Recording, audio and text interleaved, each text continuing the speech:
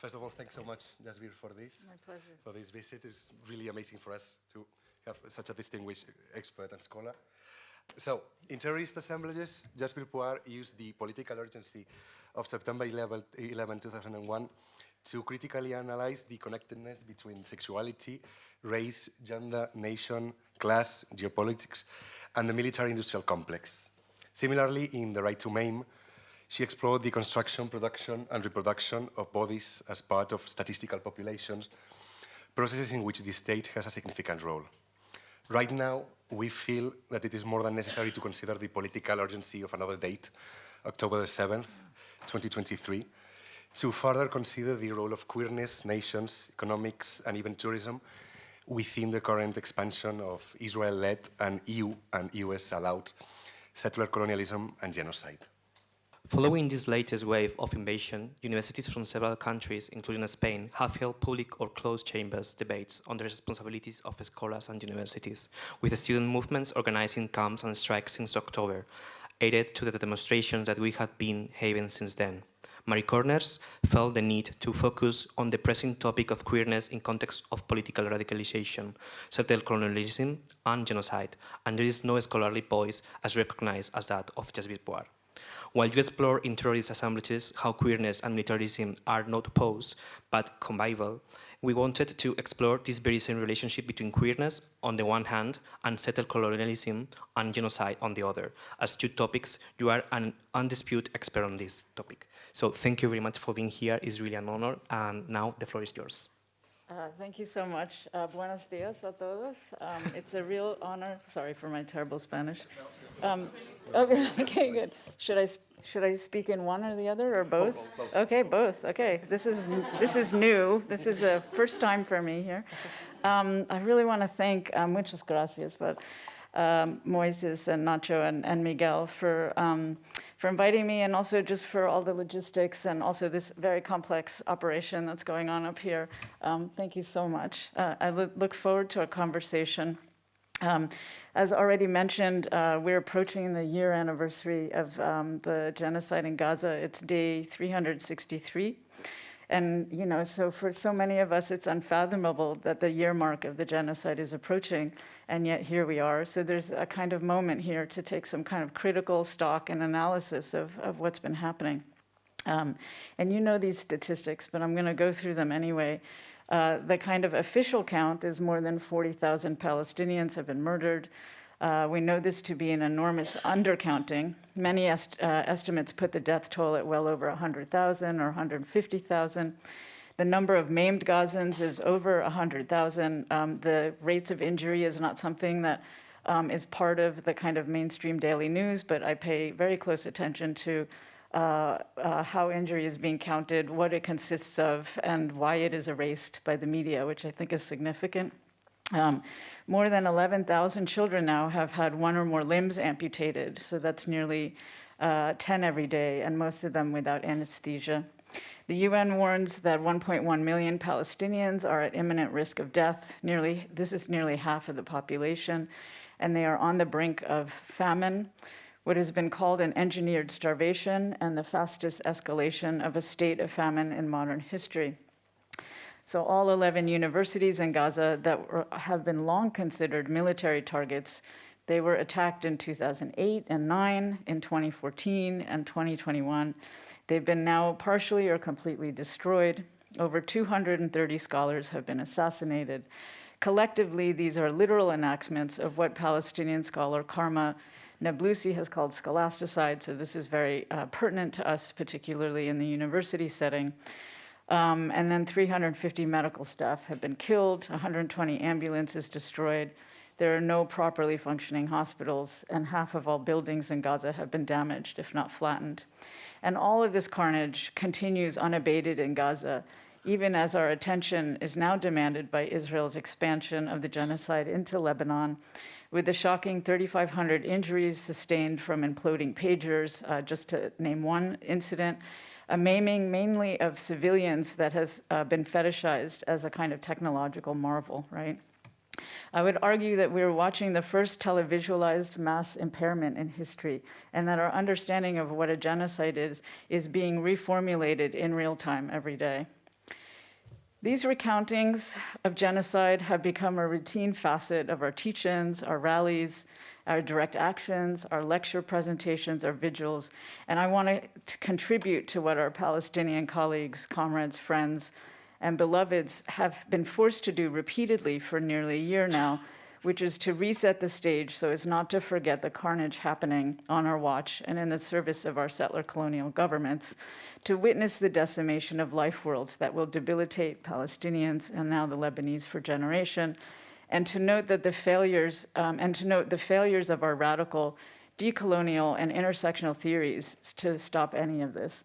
So I also want to just acknowledge that I'm speaking from the context of a North American academy, which I think has different pressure points of repression than in the Spanish context. And of course, I always look forward to hearing about what's happening in Spain because it gives me some hope, really. So the context of political repression on campus may be a very different experience for you here, and I'm interested in thinking through those differences. Obviously, the United States is, this is a US war, is the only way I can think of it. It's not just the US assisting the war, Israel. It is a US war, and I think many people in the United States do not realize that we've been living in a war economy for a very long time now. So I wanted to offer a brief sketch of queer theory as it evolved in North American context, invite you also to contemplate the differences and convergences of this trajectory with your own work here in Spain, and also more broadly queer theory in Spanish, in the Spanish language in Spanish-speaking countries.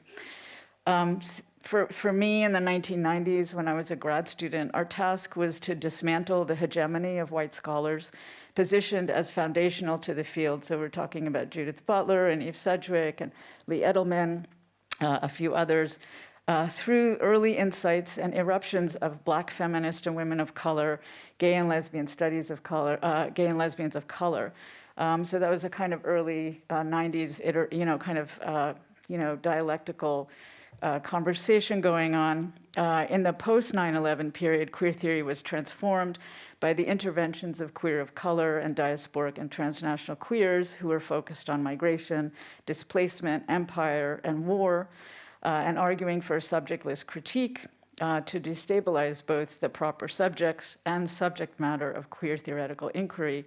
And then I would say in the last decade or so, scholarship that's centralizing materiality, new materialisms, and Marxisms have surged to the fore, with a particular thanks to the formulation of queer Marxisms of color and a trans studies that does not posit the body as entirely discursive nor socially constructed. So these are some turning points that I've noted.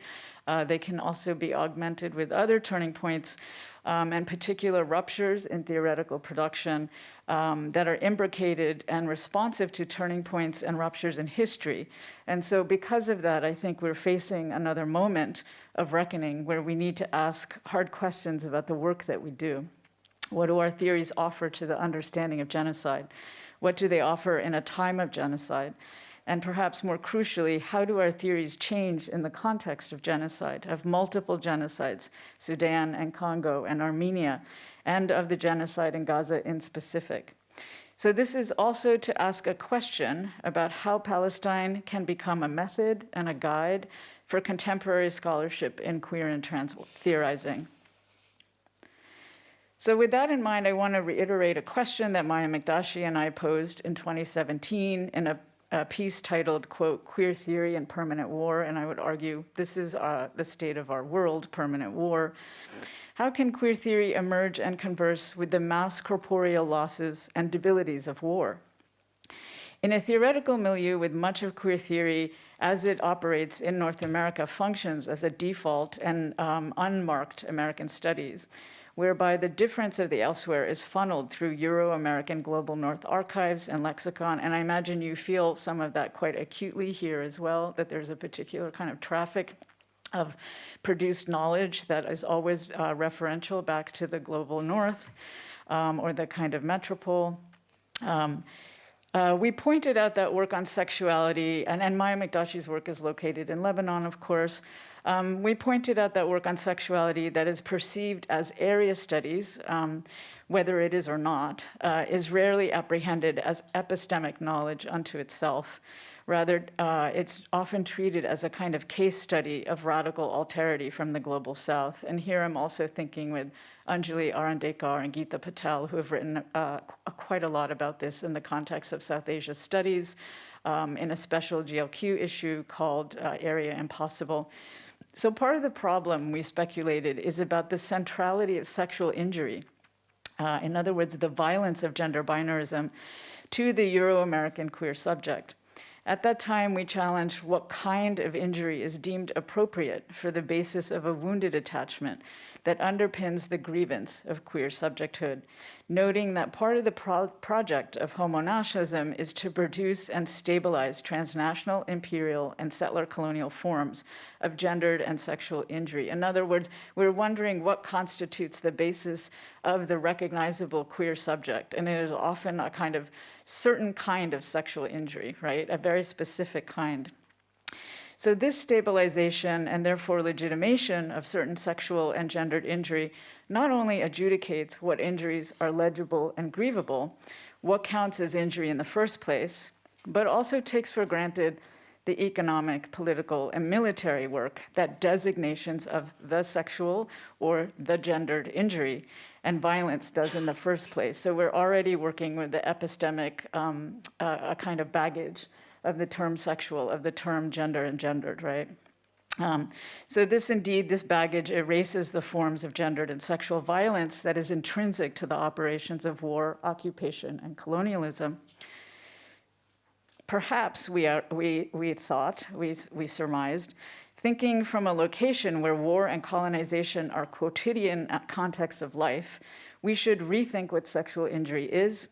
But I realize now, in reading back that work, that diversifying the injury only continues this kind of tyranny of the queer liberal subject that's sutured through its wounded attachment, and I'm referencing Wendy Brown here. What animates the impulse to search for something to call or to theorize as queer? What must the queer body do to be recognized as such, and by whom? Do we want this recognition? If so, how and for what purposes? So breaking with this subject-body attachment means thinking alongside the bodies of the occupied, of the genocided, of the soon-to-be genocided, those positioned as disposable, expendable, what Nefertiti Tadir has called remaindered life, those lives only valuable because they are expended for others or organized through capital to be valuable in their disposability. It is to be reminded that what is queer are those bodies considered threatening, those bodies needing to be securitized, those bodies needing to be surveilled and policed. So I'll give you one example. Paul Amar's work has been really pivotal to this conversation. Amar works in Egypt and Brazil and looks at the kind of need for the security state to constantly securitize bodies that are considered threatening in terms of gender and sexuality. So along with LGBTQ scholars from Egypt, he writes that the objects of the fascist and authoritarian security states are the effects of, quote, security state practices that generate sexualized, criminalized, and sanctioned subjects of social and moral panic. So for Amar and for his cohort, securitization involves a process of subjectification and abjection that feed from erased, classed, gendered, and sexed corporealities. So bodies that are perceived as, quote, sources of radical insecurity and moral panic, end quote. Centering these bodies does not interact with the need for cultural or archival translation through hegemonic global north theoretical frames, rather resides in its own queer episteme, forms of knowing, knowledge production, and authority. From the subject-object of injury to the body that is materialized through the securitizing forces of control societies, queer is then expanded to any entity that is deemed an object of securitization. And I think this lends a broader geopolitical and infrastructural emphasis and mandate to and for queer and trans theory. So in response to some of these kind of moving away from a certain subject of queer and trans theory to this object of securitization, I wanted to engage Maria Lugonis's formulation of the coloniality of gender for a moment, which, as you all know, is off-cited in queer and trans and feminist studies, especially in trans of color scholarship and activism.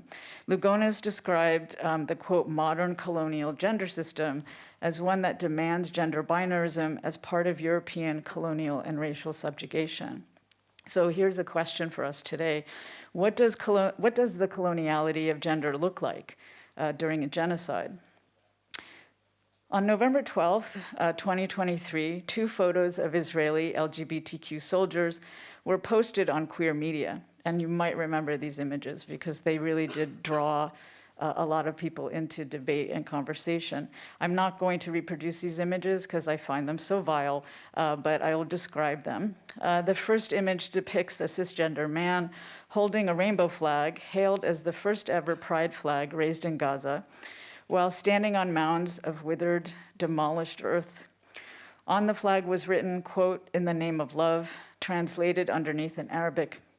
In the background, there are 2 army tanks, 3 semi-demolished buildings, and the rubble of genocide everywhere.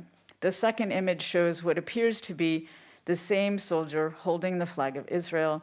The Star of David is superimposed with a rainbow flag, or a rainbow symbol, I should say. He is in front of a tank, which is next to another tank. And again, there's not much there except just absolutely raised, scorched earth. In the spirit of a politics of refusal, I'm not going to further rehearse the predictable imperial rhetorics justifying this act and these depictions, but you know what they are, right?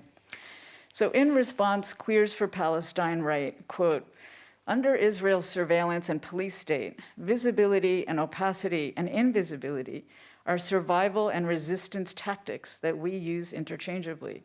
And they aren't always a matter of choice." And here, of course, they're invoking Edward Glissant's work on opacity. For nearly 2 decades, LGBTQ Palestinians in Palestine, from Al-Qaus to Palestinian Queers for BDS, to Aswat, which is a lesbian organization, and Haifa, these organizations have been affirming their intersectional struggle. And they write, "What we are working towards is a Palestine liberated from colonialism, patriarchy, and capitalist exploitation," end quote. So it's important here to note that in their missives and in their general communications, Queers for Palestine do not invoke the discursive apparatus of pinkwashing, okay? The terms of which limit, I would say, the possibilities for solidarities without equivalence. So this incitement to discourse that is embedded in the narrative of pinkwashing is a kind of call and response. Hey, you are homophobic and you kill your queers. And then the response, hey, we are the queers you say are killed, we are here, right? This call and response of pinkwashing is refused by not talking about pinkwashing. Social media posts and articles largely focused on pinkwashing and homonationalism. These stage scenes obviously invoke the violence of the liberal structures within which we are all entangled. Insofar as pinkwashing describes the use of progressive LGBTQ rights as a cover for the occupation of Palestine, these images, of course, they resonate with prior examples of such. Insofar as pinkwashing only makes sense in a context where LGBTQ rights are a mandated facet of liberal democracy, homonationalism is, and it continues to be that context, I would argue.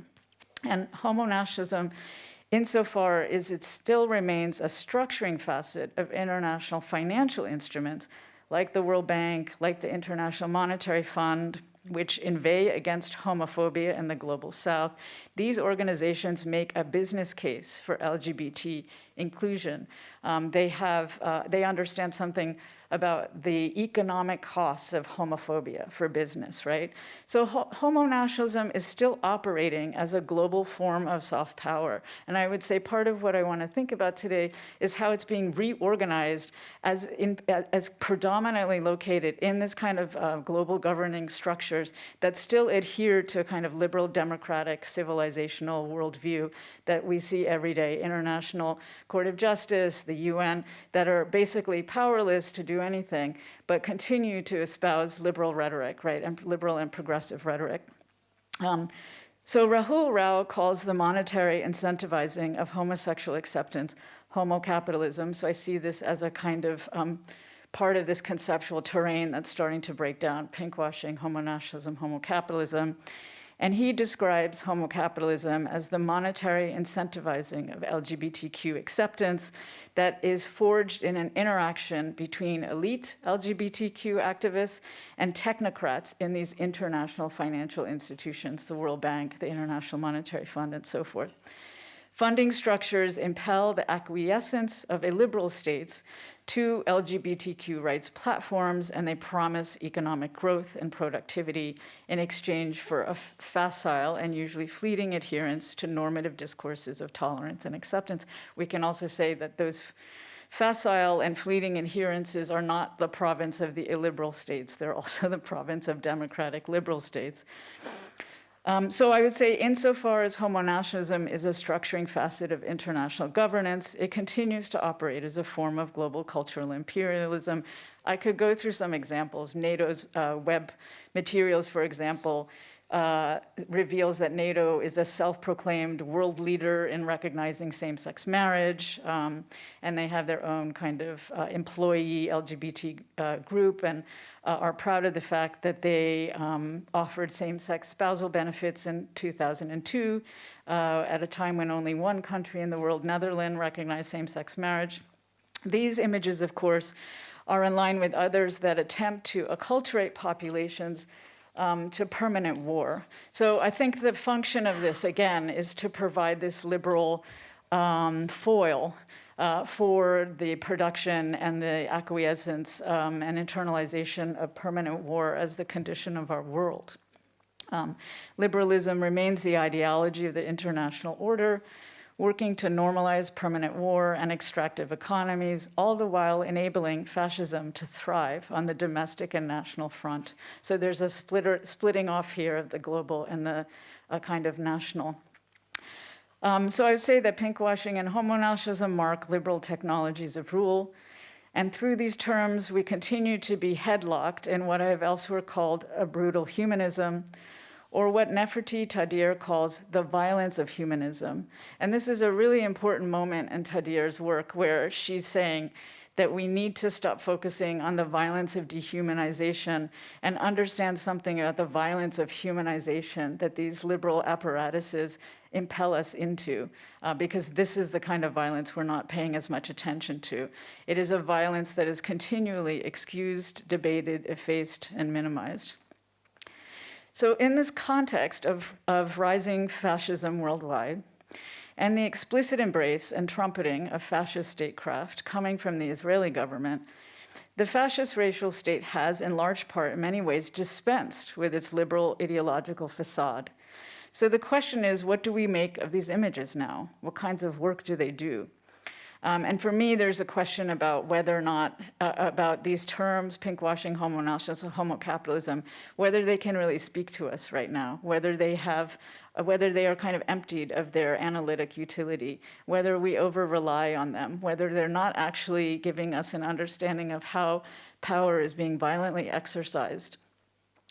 If fascism affirms the structural violence that liberalism disavows, and this would be the argument coming from Alberto Toscano, with Netanyahu, so this deflection is no longer needed. The fascist can enjoy the pleasures of violence that liberalism eschews.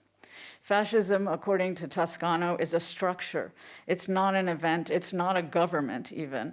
It's not a shift in governmentality, but it is a rearrangement of the sovereign rights to kill and maim. And so we might be seeing the liberal facades of pinkwashing and homonationalism emptied of their necessity and their ideological force. And I want to say also, the reason why they're being emptied of their ideological force is because we know better now, is because there's so much mass mobilization of queer and trans activists fighting against the genocide, because they see through the pinkwashing, they see through the rhetoric. So this is not effective anymore because of the kind of political cultural work that queer and trans organizers have been doing for 2 decades now. So it's with some irony that we can note that the soldiers in these photos and their supporters would be dispensed with by the this current Israeli state itself, given the solidification of anti-gender ideology. As we all know, trans and queer bodies are targeted by so-called gender-critical movements. They are the glue for an international global version of fascism that is otherwise carried by nation-state governance. So these so-called gender-critical movements, driven by far-right fascists and trans-exclusionary radical feminists, are gaining ground in numerous countries: Brazil, Hungary, the US, the UK, Turkey, Poland, Romania, Israel, Canada, India, the list goes on. And so while many of us are concerned about the purported instrumentalization, co-optation, and cynical deployment of the diversity of LGBTQ communities for conservative, right-wing, and nationalist ends, I think that this discourse of instrumentalization, it's never been one that I've been comfortable with, because it presumes the problem is the kind of incorrect use of an otherwise pure, coherent, properly inhabited queer identity, and not this fantasy of this pure identity itself that undergirds these so-called contradictions. And this is aligned with Sophie Lewis's new work on the understanding of the kind of diversity that feminism actually produces, right? When she says, some feminists are some of my worst enemies. We can say the same. Queers are some of our worst enemies, right? Queers for Genocide. I think we would do well to deconstruct the idea of unholy alliances or strange bedfellows and accept that this is actually what we are dealing with when we think about identity. These soldiers and their supporters, they're not aberrations, but they're rather constitutive of a normative queer and trans liberal rights project. And remember, again, the intertwining of liberalism and fascism, one that is, of course, anti-fascist in name, yet continues to underwrite capitalist exploitation, dispossession, land grabs, and ethnic cleansing. So this is what I mean by queers for genocide. So while for some audiences, yes, these photos appear to be pinkwashing, I don't see an Israeli soldier pinkwashing an occupation. I see pure delight. I see the licensing of sheer gratification from death and carnage. I do not see the free LGBTQ subject of liberal rights, rather a body that is liberated by the right to joyful killing, the joie de vivre of genocidal libido, what Laleh Khalili has called cruel jouissance. Here we have the petty sovereign carrying out the microfascisms of the macrofascist state. If in homonationalism, the right to the pleasure of the annihilation of racial others was projected onto queer proxies, the right to enjoy violence with impunity is openly expressed in fascist regimes. That's what these images say to me. The liberated Israeli LGBTQ subject is not juxtaposed to the purported closeted Palestinian queer subject unable to unfurl a rainbow flag. Rather, the dispossession of land facilitates not only the emergence of the settler colonial state, but also the grounds for the figuration of the political subjects of representation. So this is a very common understanding of subjects of political representation coming from indigenous scholars, right? That those subjects of representation are always built on the erasure of indigeneity. There's a kind of fundamental incommensurability at work in these images, is kind of hollow and painful juxtaposition of the subject of rights in contrast to what it means to be on the land and erased from the land, a pathetic appeal to the so-called civilized versus the edifice upon which civilization was brutally built. We are meant, while watching these, looking at these images, to toggle between the imperial subject of LGBTQ rights in relation to the rightless colonized subject in need of rescue. We are meant to forget what a flag on a land has historically signified, right? So there's, again, this kind of, whenever we hear this question, does Israel have the right to exist? We forget to ask what nation state has the right to exist, right? There's a kind of ongoing naturalization of the nation state always at work in this conversation about Israel.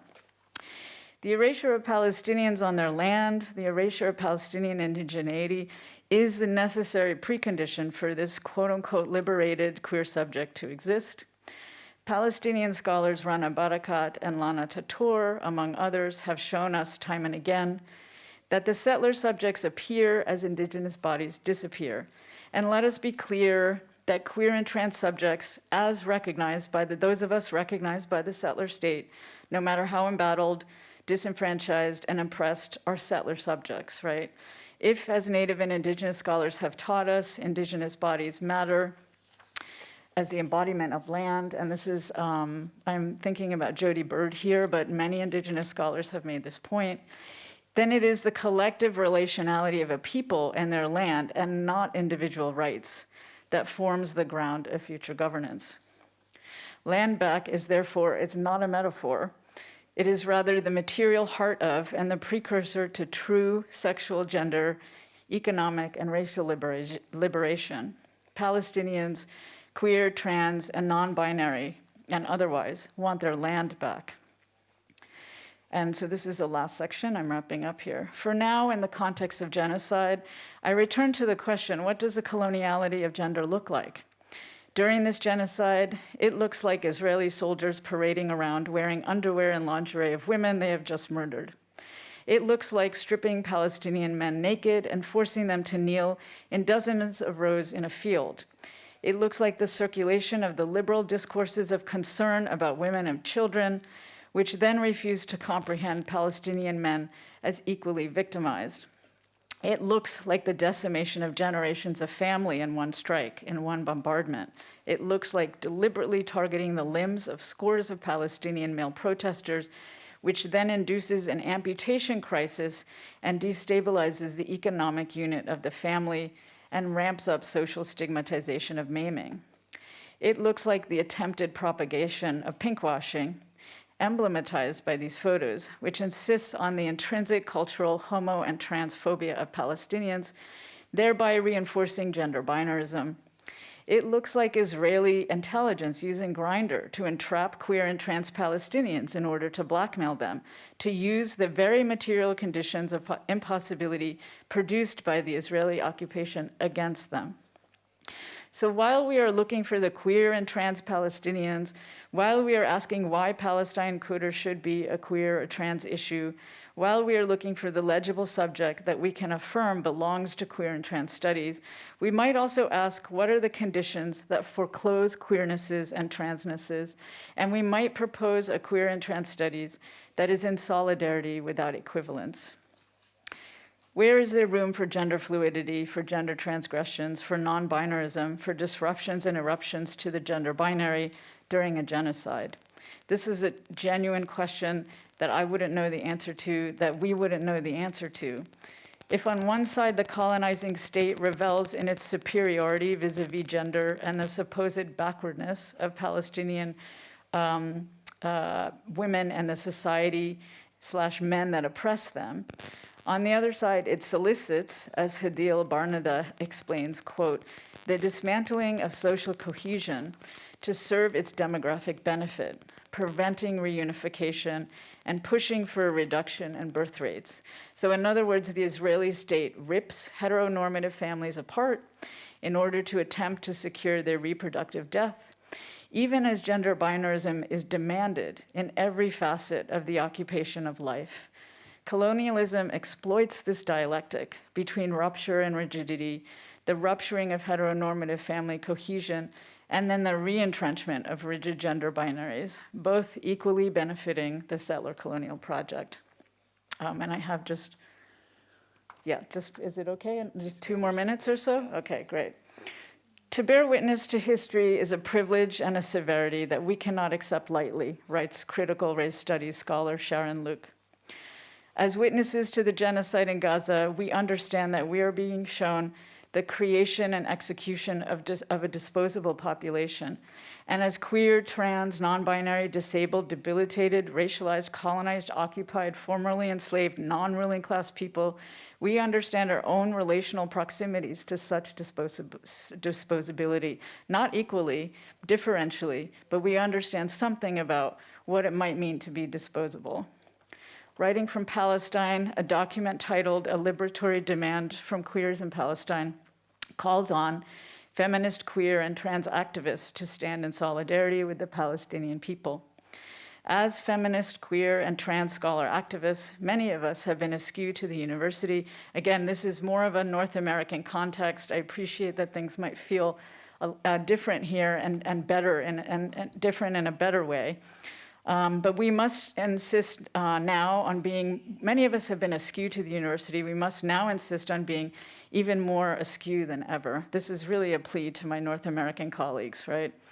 We must call upon our feminist, queer, and trans theories and our feminist, queer, and trans theorists to speak to genocide, to allow Palestine and Palestinians to teach us, to provincialize our global North academies, to refuse the silencing, to challenge our quiet colleagues, and perhaps most importantly, to interrogate and diffuse our own liberal sensibilities. As Robin Kelly and too many others have noted, the silence of liberal academics everywhere has been deafening. Rod Ferguson, remarking on the twin and intertwined banishing of critical race theory and free speech on Palestine and the United States, and Rod is really one of the only other few queer theorists in the US that has been speaking out. He describes what's happening in North America as a social reproduction of cowardice in the academy, which is, of course, the social reproduction of status, privilege, and the status quo. Maria Lugones called the possibility of overcoming the coloniality of gender decolonial feminism. Perhaps as it regards Palestine, we may think of it as what Omi Salas Santa Cruz calls a decolonial transfeminism. This is, again, to ask how Palestine is a method or guide for our contemporary scholarship in queer and trans studies.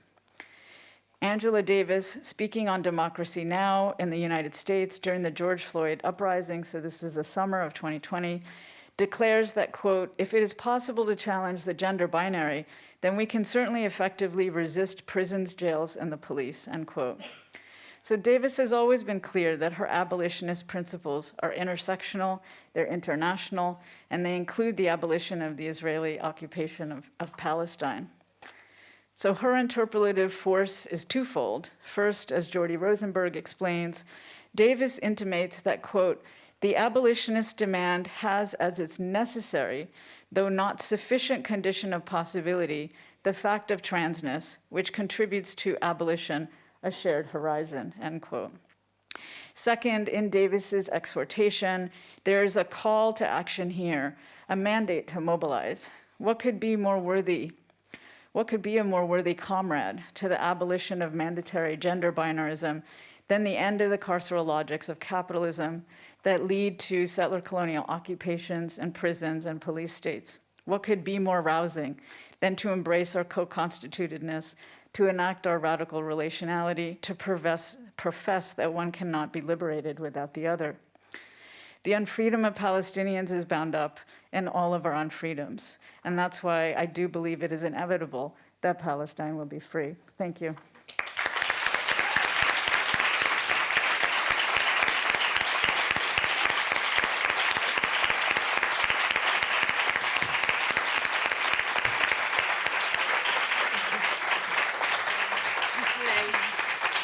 Te lo apago el micro, ¿verdad? Y tenemos el micro, ya estamos, vale, pues cuando queráis, turnos de preguntas. Si queréis, como recogemos varias, ¿cómo preferís que recojamos varias individualmente por vuestra salud? De una en una mejor. Lovely. So, for the sake, we're going to do like individual questions. Okay. Lovely. Thanks so much.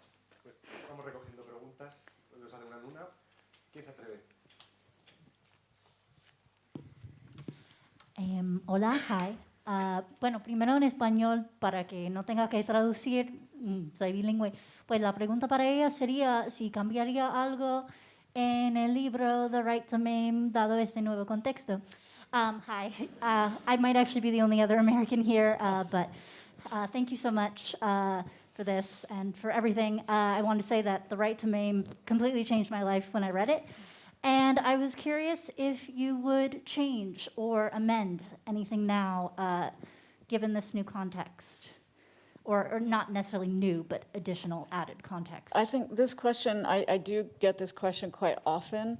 I think that the kind of relationship between the right to kill and the right to maim that I describe in The Right to Maim really focuses on 2014, and so the book comes out in 2017. It focuses up to 2014. And then it comes out in 2017, and then of course the Great March of Return happens, where we have the kind of spectacle of mass impairment and mass mutilation happening around the Great March of Return and the targeting of knees and limbs. And so what I see happening is this relationship between the right to maim and the right to kill shifting constantly. And 2018 represents the movement of the right to maim from a covert relationship to the right to kill, or at certain times overt, but always in relation to minimizing destruction or minimizing violence, purportedly again, right? But in 2018, you see what we are being asked to absorb as a global audience is the Palestinian body as disabled, right? Is the value hierarchy between Israeli bodies and Palestinian bodies, and is precisely Palestinian bodies only valuable as disabled, mutilated, maimed bodies. So I think what we're seeing now, because I think the thrust of your question is basically like, does your book speak to the now? And I think what we're seeing now is that relationship between the right to maim and the right to kill is no longer supplementary, right? That both of these modalities of violence are explicit, and they're explicitly embraced by the Israeli state. And I think you can really see that with the pager attack in Lebanon as well, where there was no cushioning of one with the other, or no foil with one or the other, but that these are actively, now openly used. I think in the International Court of Justice testimony, there was a South African judge whose name is escaping me right now, who said, Israel will kill whatever it can, and whatever it cannot kill, it will maim. And so what I see right now happening is that maiming is the only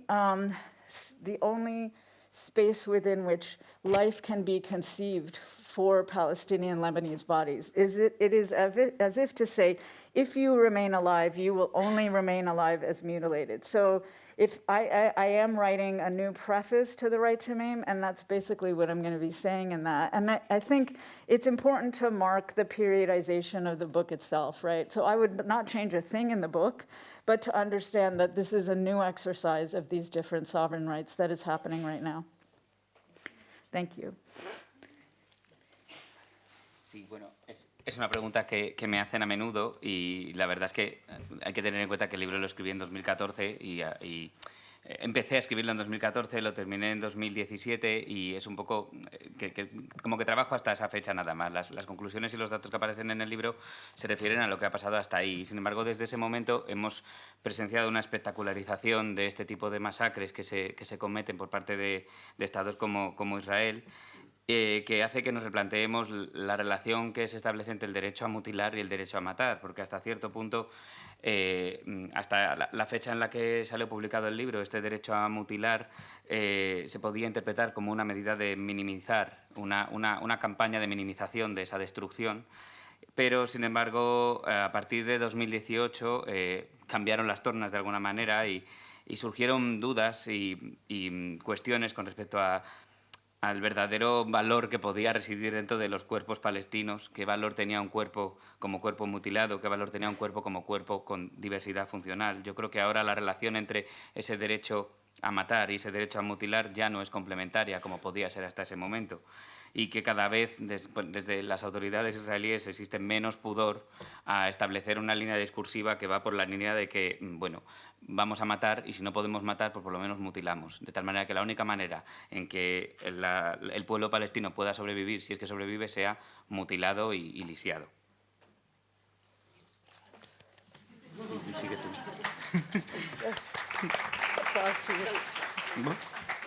No, solo una puntualización. Ha dicho que del libro no cambiaría nada de lo que es el texto del libro, pero que sí que incluiría en su introducción al libro, sí que incluiría este contexto, y ahí es donde incluiría estas nuevas realidades para que el libro esté mejor contextualizado en la época actual.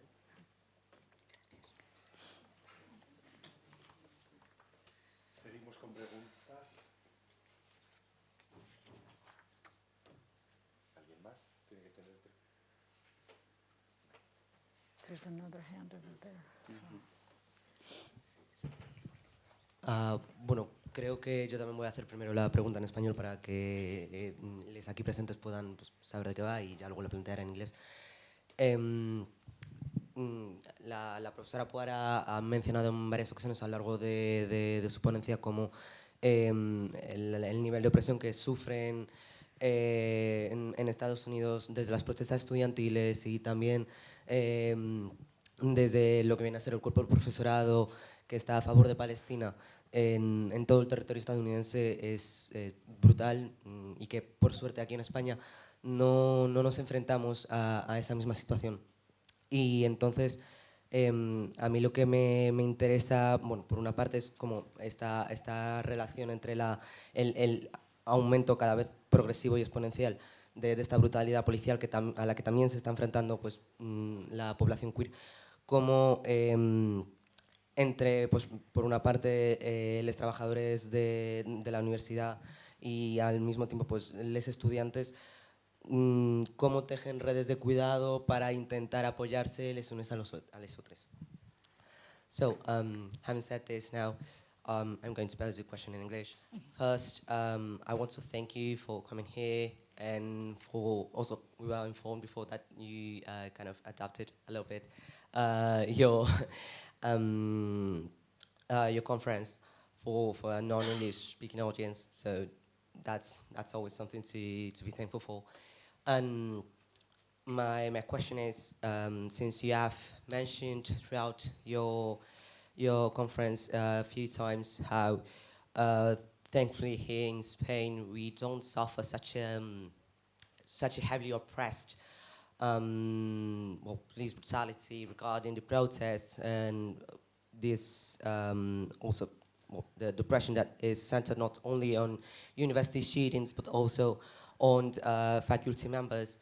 And what I wanted to ask is how, given that this police brutality has also been reflected on the repression of the queer population in the United States, how both groups and especially protesters are weaving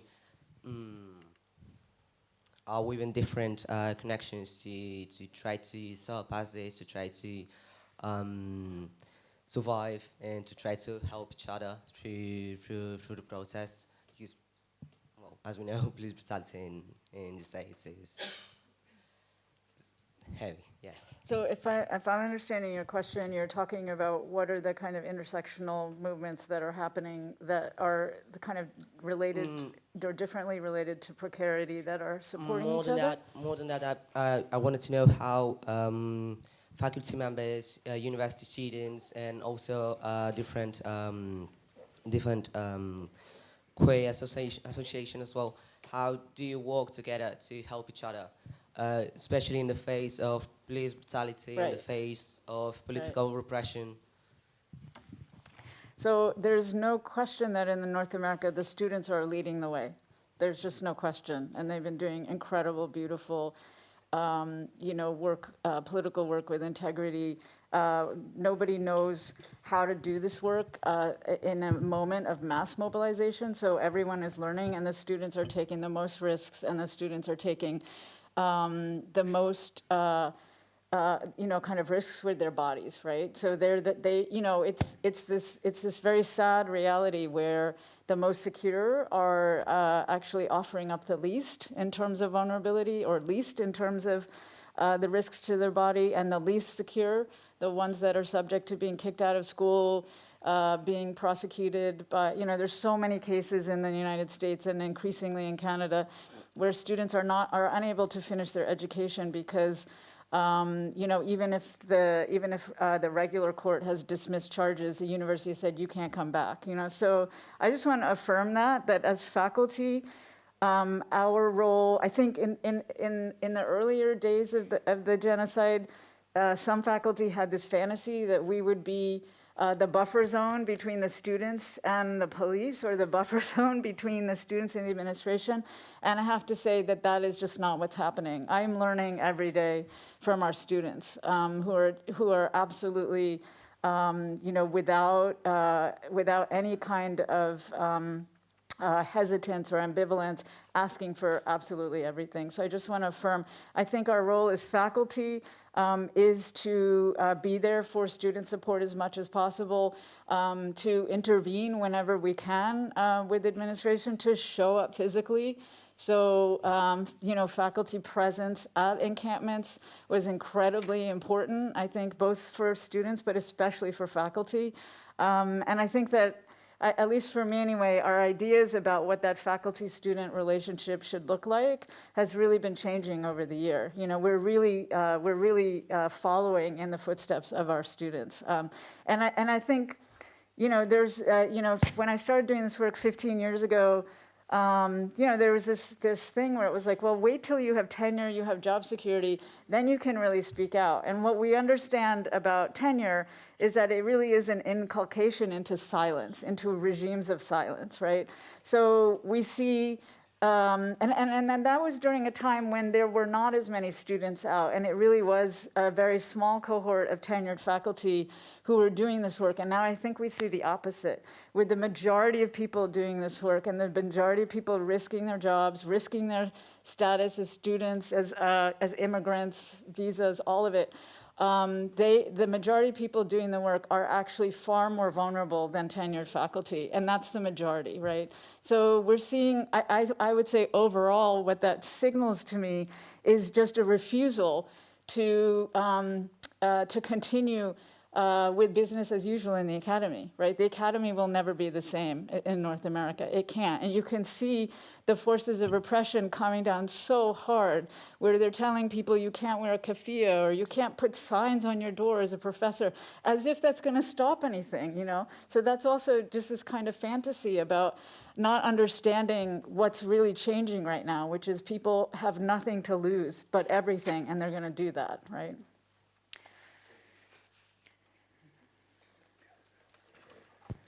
Bueno, pues es obvio que el estudiantado ha tomado la voz y ha asumido el liderazgo de las protestas en el contexto estudiantil y académico estadounidense, y es verdaderamente bonito y hermoso ver hasta qué punto nos están dando una lección de valor y de integridad y de coherencia con sus principios, ¿no?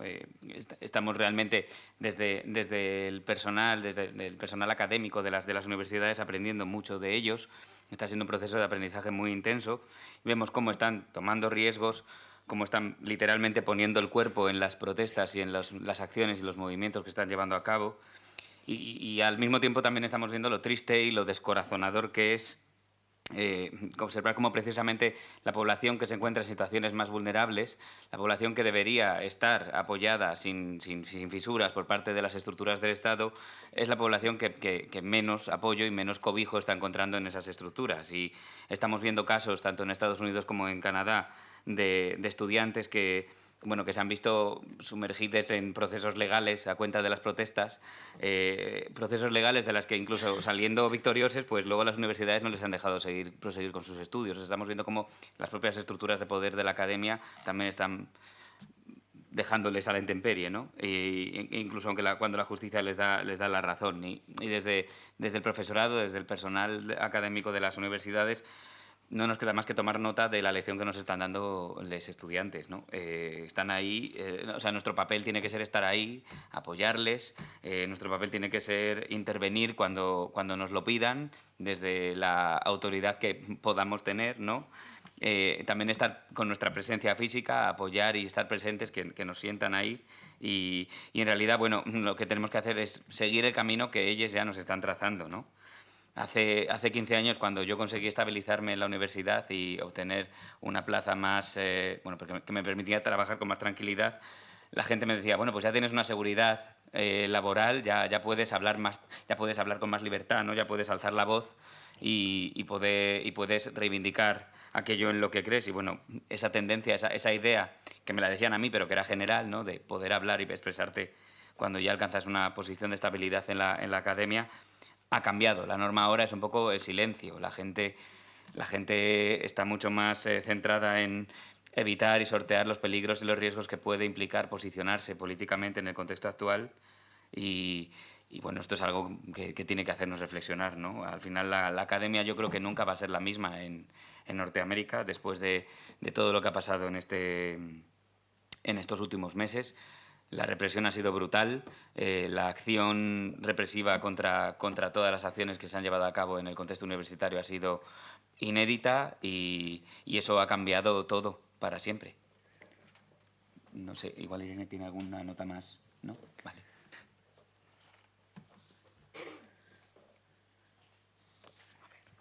Buenos días, muchas gracias por la conferencia. Yo solo la voy a decir en castellano. Mi pregunta es, los estudios queer, como que desde España, siempre como hemos vivido, yo he vivido como Estados Unidos como un ejemplo a seguir y como que marcaba la tendencia. En ese sentido, el foco que ahora mismo hay hacia Palestina, ¿no estaríamos reproduciendo un poco lo mismo? Quiero decir, en España la frontera con África impide la llegada de migrantes todos los días. A mí hay algo ahí que como que me genera el pensar que como que mi energía que no es, como que tengo que centrarme, hay una parte que me tengo que centrar en eso, en volcar mis estudios queer en eso que está pasando ahí, sin rechazar lo otro, pero como que para mí hay algo ahí muy importante y que de lo que no hablamos. Okay, I think I got some of that, but not all of it. So. Okay. Well, thank you. And she was saying that queer studies from Spain have always kind of followed the US, thinking that those were the steps to follow. Right. But now the focus is to Palestine, and aren't we doing the same, following those steps by reproducing this queer studies focused on Palestine? Because she says that for us here in Spain, in our border with Africa, we're stopping immigrants from coming in every day, and it makes her think whether the studies developed should focus more on that, not forgetting about Palestine, but on our direct, so focus on our direct reality with Africa. Yeah, I think that there's obviously, it doesn't have to be an either-or situation, obviously, always, right? A kind of both-and situation.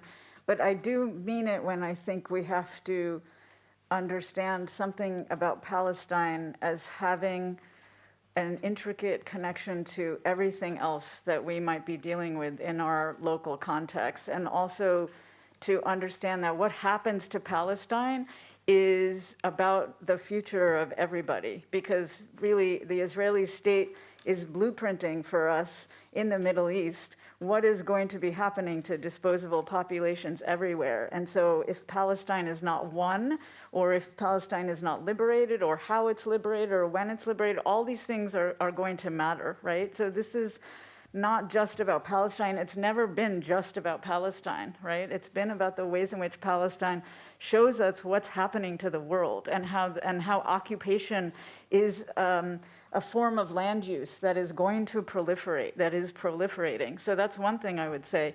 The other thing I would say is that we have a similar kind of conversation going on in the United States. It is a kind of what about conversation, right? Like, what about what's happening here? What about, and I think that, you know, again, it's not an either or kind of situation. And in the States, it's a little bit different because we are, of course, this is our war, this is the US war, you know. So it's a little bit different, but there has been a way in which the focus on Palestine has at times elided the fact that the US is a settler colony, for example, right? So in the work on Palestine, in Spain, the relationship to the quote-unquote migration crisis can never be elided, right? It always has to be part of an intersectional politics. There's no way around that, because if you're focusing on Palestine to the dearth of those things, then you're not understanding how those things are linked, and you're not understanding that the nation state itself and the status of the nation state and its function is actually what's at, you know, what's being struggled over right now, right? What is the kind of sovereign right rights of these nation states. So I would say these are intricately linked, and one cannot be separated out from the other, you know. And I see the ways in which there are forces that are attempting to do that. But I think as long as the question of the nation state, or as long as the nation state is always a formation that's under scrutiny and in question, that's a really important thing. And that is what ties Israel to what's happening here in Spain, for example, right? What's happening to migrants in Spain is not separate from what's happening to Palestinians in Israel. Sí, bueno, considero que es obvio que no se puede optar por una o por otra problemática a la hora de poner el foco, ¿no? Pero sí que hay una cosa que creo que es importante que tengamos en cuenta, y es que, en cierta manera, el conflicto que se desarrolla en Palestina es un poco el nodo que irradia a otros conflictos similares que suceden en el contexto internacional, ¿no? Al final, lo que está pasando en Palestina nos está dando pistas sobre lo que puede pasar en el futuro. La manera en la que Israel está actuando en el territorio palestino es como que nos está dando un aviso, ¿no? Un aviso de lo que puede terminar pasando con muchas otras masas de población en otros contextos internacionales, esa población desechable de la que la doctora Puar hablaba en su conferencia, además. Al final, Palestina es mucho más que Palestina, y lo que pasa en Palestina, de una manera u otra, tiene su eco o su repercusión en otros contextos en los que hay situaciones de conflictos similares, como puede ser el caso del conflicto fronterizo del Estado español. Y en Estados Unidos también tenemos mucho esta conversación, también es bastante frecuente plantearnos por qué nos centramos tanto en Palestina y no en lo que está pasando en nuestro territorio. Sin embargo, el contexto es distinto porque sí, en Estados Unidos sí que se conceptualiza el conflicto con Palestina como una guerra propia. Entonces, quizá eso también marca la diferencia, ¿no? Es interesante que abordemos estas cuestiones desde un punto de vista interseccional y pensar que al final todo está muy relacionado, las cuestiones de las fronteras estadounidenses con la cuestión palestina, y entender qué es lo que está en juego en realidad con esto, qué es aquello por lo que la gente está sufriendo, que al final es más similar de lo que pueda parecer a simple vista, ¿no? Can I add one thing? Yes, Just sure. So now I live in Vancouver now. I've left the United States for reasons that have to do with the Palestine organizing, seriously.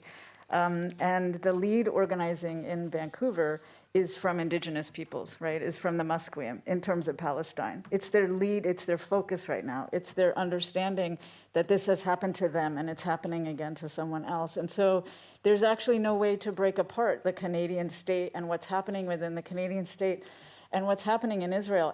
And the Canadian state as a hegemon is so upset that their indigenous perfect indigenous multicultural subjects are in alignment with Palestine, right? They absolutely need to punish the indigenous folks who are taking up this organizing. So, but you can see here that there's no way to separate out those things, right? And kind of indigenous organizing sees that from the beginning, understands that from the beginning. So. Actualmente resido en Vancouver. Tuve que dejar de vivir en Estados Unidos precisamente por cuestiones relativas al conflicto palestino, y lo que yo veo en mi contexto en Canadá es que la voz en las protestas y en el movimiento pro-Palestina la están tomando precisamente colectivos de pueblos indígenas que están sintiéndose interpelados de alguna manera por esa problemática palestina también. Entonces están muy relacionadas al final estas cuestiones, y es algo que no hace ninguna gracia al Estado canadiense. Por ejemplo, no les gusta nada ver cómo estos sujetos multiculturales indígenas pues toman la voz cantante en este tipo de protestas, ¿no? Sentimos tener que cortarlo por una cuestión de tiempo.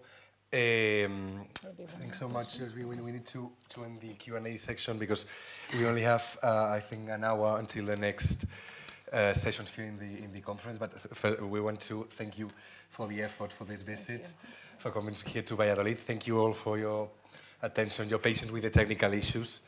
Thank you, Miguel and Irene. Thank you, Miguel. Because it's been amazing. Thanks so much.